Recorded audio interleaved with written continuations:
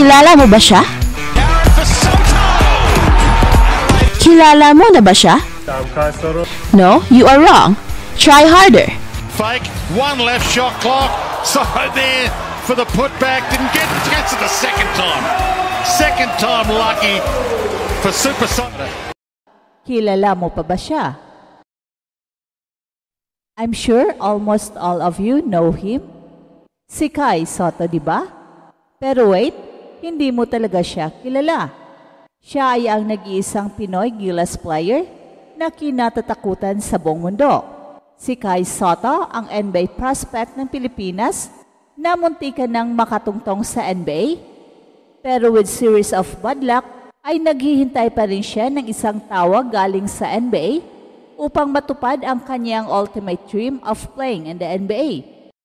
In fact, natataranta na ang Australia when they realized na wala pa silang pantapat sa combination ng height and skills of Kai. Kung titingnan mo ang lineup ngayon ng Australia, ay wala kang makikitang extra big player na may kasing tangkad at kasing skilled ni Kai.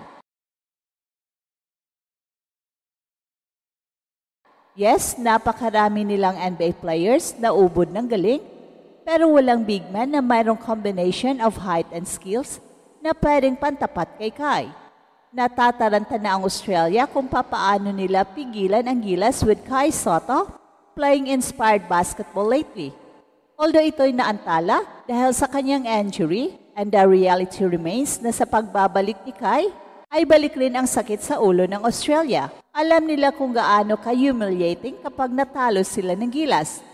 Kaya hindi man nila sabihin, we are pretty sure na natataranta na ang Australia sa matinding pressure with the idea na pwede silang talunin ng Gilas with Kai Sotto in the forefront. At ngayon pa lang siguradong na-realize na nila ang malaking kaibahan ng Kai Sotto na naglalaro noon sa NBL Australia, napayatot at napakabata pa. Ngayon, ibang-iba na ang katawan ni Kai, and I bet, sa pagbabalik niya, hindi lang siya ang pinakamatangkad versus Australia, kundi siya ang pinakamalaki ang katawan at pinakapisikal. Ito ang kinatatakutan ng Australia. At kung ano man ang kinatatakutan ng Australia, ay ito naman ang inaabangan ng mga NBA teams. Ang pagbabalik ni Kai na magiging hudyat sa kanyang paglalaro sa NBA. Kilala mo ba siya? Kilala mo pa ba siya? I'm sure halos lahat sa inyo ay kilala siya. Si Kai Sotto, di ba? Pero teka lang ka-express, baka akala mo lang kilala mo na siya dahil sa totoo, hindi mo pa siya lubos na kilala. Lalo na ang kanyang version ngayon. Isang version ng Kai Sotto na mas matatag, mas agresibo, mas physical at mas determinado. Isang Kai Sotto na hindi nilang basta pangarap ng isang bayan,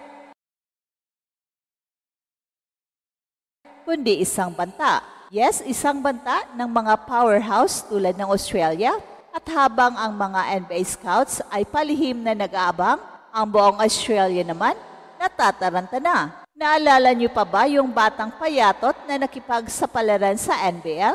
Yung halos kabataan pa ang itsura, pero pinilit makipagsabayan sa mas matatanda, mas pisikal, at mas batak na mga manlalaro ng Australia. Mula Adelaide 36ers hanggang sa iba't ibang international tournaments, kitang-kita ang paglago ni Kai. Pero hindi pa yon ang kanyang peak, hindi pa yon ang Kai na kinatatakutan ngayon ng Australia.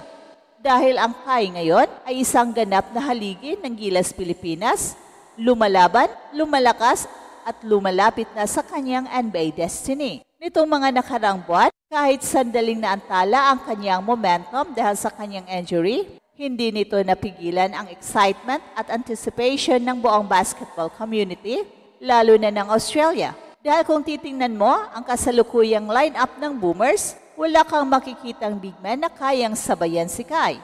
Yes, marami silang NBA talents, sina Josh Giddey, Patty Mills at iba pa, pero wala silang center na kasing taas, kasing skilled at kasing composed ni Kai na kilala natin ngayon.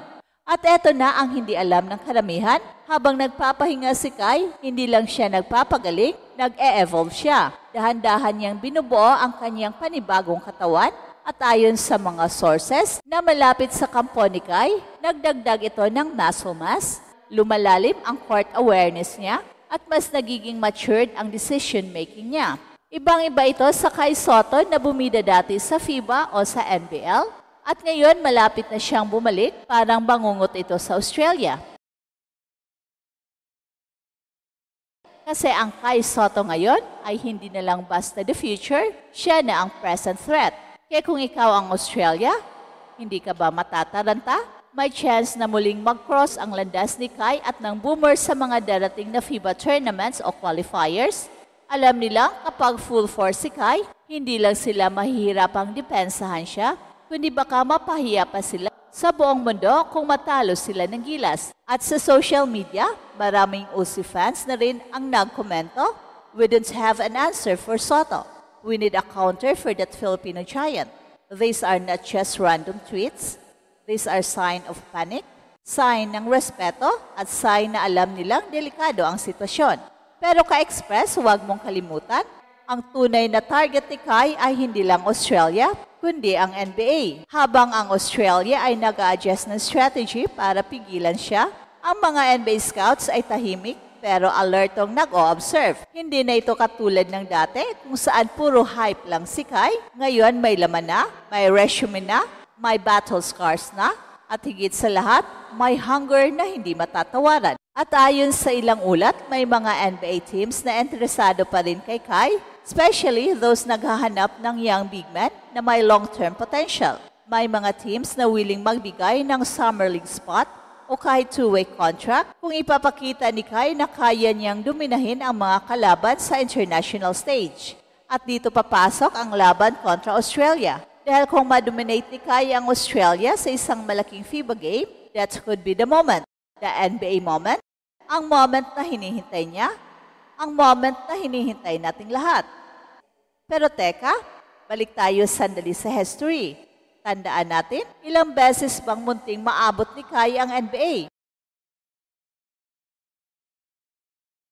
Naalala nyo yung NBA draft kung saan hindi siya napili? Naalala nyo nung NBA G League Team Ignite plan na hindi natuloy?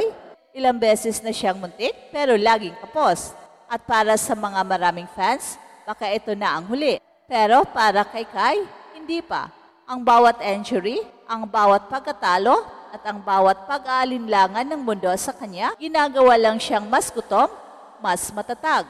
At ngayon, pinipili niyang bumalik bilang bahagi ng gilas. Hindi niya binitawan ang bansa kahit pwede na siyang mag-focus sa kanyang sarili.